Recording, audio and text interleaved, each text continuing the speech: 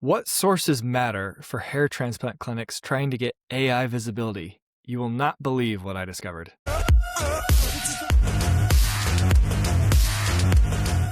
So we ran 30 prompts for bottom of the funnel hair transplant clinics, 4,600 sources captured. So 30 prompts is it's not, it's not the 1,000 prompt study we did for medical clinics broadly, but 4,000 sources. And these are 30 bottom of the funnel prompts. So this is what people are when they're actually looking for a provider, prompts they would search, things they would search to help find that provider. We just did another video talking about the strategy. If you were a hair transplant clinic, what should you be doing? We went over the 8 things you should do to try and gain visibility.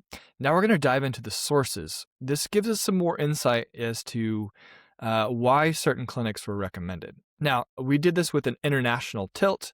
So rather than saying like looking for a provider in Miami or New York City, we said, who's the best in the world? Who's the best in Turkey? Turkey is one of the top spots in the world for hair transplants. The sources that matter. There was some really, really interesting stuff in this. The first couple ones are going to be more in line with what you'd expect, and then we'll get to some juicy stuff that you're going to love. All right, so first, ISHRS, which is the International Society of Hair Restoration Surgery. So this one showed up in every single prompt I ran, which means if you're not in this one, which I would assume every provider probably is, obviously that is a no-brainer. Anytime you get a directory that is just a complete staple, it's the number one that's leaned on in your space, you have to be in that. You have to pay a little bit of attention to that. So this is where it looked at doctor profiles to find a doctor. This is sort of that first stage of who should I even look at, right? Okay, pretty straightforward with that one. Number 2, professional directory. So the 2 that it leaned on the most in most queries. So American Board of Hair Restoration Surgery. So obviously, if we're looking for a physician in Turkey, it's not going to pull from this, but it did a fair bit of use this one quite a bit. And then International Alliance of Hair Restoration Surgeons, and there's a European page on this site as well. So making sure you're a part of these organizations that are representing your area, extremely, extremely important. All right, what to do here? Obviously, claim your profile if you haven't already, but improve your profile, keep service labels accurate, make your credentials easy to verify. So this is just having a robust profile that covers everything that all the services you offer. All right, the next layer, the safety and comparison layer. So once it's identified the clinics that it likes, then it goes on and it starts to look at safety comparison. It starts comparing them. So safety warnings. We covered this a lot in the last video, but there's a lot of information on hair transplant clinics about like shady clinics, red flags to look out for, black market clinics, that kind of thing. Back alley clinics, I think is the term. So a lot of the clinics in the US and the UK, they put out this content to scare people to make them stay, go to their clinics instead. So this is, like we discussed last time, this is be part of the conversation. You can also put out content if you're a clinic in Turkey or somewhere else that relies on medical tourism. You can put out content helping people to understand what's a red flag, what to look for. The reliable clinics, create this kind of content, and ChatGPT is looking up answers on this kind of thing. Medical tourism platforms. Bookiemed was in almost every single prompt. So we got 27 of the 37 prompts. Bookiemed, that would be a great website to own, right? So this is just a site where people go to book or to search for providers for medical tourism. So you want to make sure you're on these platforms. You've got a good profile. Best hair clinics, hair clinics was the other one that was really important. So all of these, make sure you're on them, make sure you have a good profile. The next section is visibility and reputation layer. So this is where it actually goes out and sees, is this a reputable clinic? Do people recommend them? This is the part that I found very interesting. So when we ran the larger health clinic study, we found that most of the listicles were of extremely high quality. There were some listicles. It relied way more on organizations and stuff like that than listicles. Some niches it relies heavily on listicles. Well, this one was quite interesting. So I dug into this one a bit more, and the things I found I thought were actually quite shocking. So Time Africa, this is sponsored content, top 10 best hair transplants Turkey 2026. So sponsored content is not editorial or earned. This is, you can go to Times of Africa and you can pay to publish content like this. Now they put the partner content tag here, which Google ignores. Google sees this and it says, okay, this is sponsored content. They don't consider it for rankings. ChatGPT does. So this is, I have to imagine this changes at some point, right? Because it is so gameable. But partner content does, even outside of this, even when it mattered not at all for SEO, it does still have an impact. If people actually see this article, this can lead to business. So something to consider. This is the first one here. Times of Africa. We have another one here. We had 3 that were just from the Jerusalem Post. Very clearly sponsored content. I think I see, advertisement in here. So a couple of these, the Berliner. So this is just, in my opinion, something that is probably worth a look. Yeah. Go find a couple places that it's pulling from, the Berliner, for example.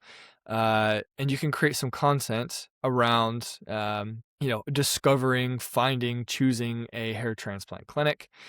I will say that, Google has cracked down a little bit on these top 10 best posts where you recommend yourself.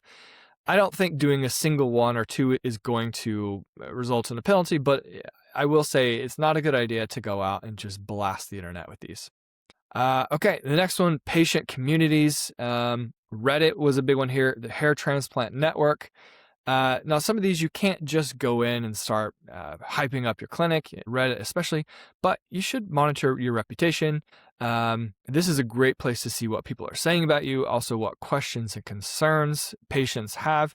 You can, communicate in these if people are asking questions and you have non-promotional answers. You can obviously be a helpful asset in these communities. Just don't go and start, spamming your clinic. You'll get banned from Reddit really fast.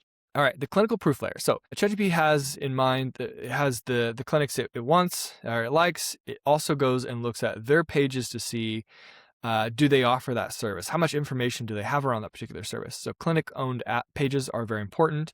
You should have them for your providers, for every service you have, for every step of the journey as someone is doing this. The last video we did, we talked about all-inclusive packages as well. If you offer those, you should have dedicated pages to those that has all the information you could possibly need about choosing that service. And then review and profile platforms. This is a no-brainer, but Trustpilot, Google Business Profiles, the other treatment directories that are important in your space. Make sure you have that profile, it's filled out, you're collecting reviews there. So you want to collect reviews everywhere that matters. Supporting proof layer is the last one. So this is technique pages for each of the services you offer. You want to be explaining who's a good fit, the differences between the different procedures, the risks, the trade-offs, recoveries, every question that your prospects have. You want to have detailed pages covering all that. And last but not least is social and video proof. We have seen that ChatGPT pulls quite a bit from Instagram, YouTube, it pulls a bit from there as well. But having this being the place where you produce content showing the before and after, the recovery process, but also if your patients do this as well, they leave some reviews on their platforms, they show before and after. This is something that ChatGPT can find. And it really, really loves in this space the before and after case studies. I think this one's really important as well for like conversion and like customers feeling like it's a trustworthy business. Like the amount of times I've looked for treatment places and like you'll see the little social favicon icons in the bottom right of the site and you'll click it and it'll either be a dead link or they made one video 8 years ago. You're just like you're moving on to the next place, aren't you? Yeah, I mean, that's very true. Even if like ChatGPT is not relying on your Instagram or your YouTube, certainly your Instagram, I think it's exactly right. Like you go to that, and if it doesn't seem like someone's actually managing it, Yeah. you're just like, it just seems sketchy, right? Yeah. Like a real, Especially in a space that yeah, has an element of sketchiness to it, like yeah, be demonstrably visible on your yeah. social and like active. Yeah. Yeah, absolutely.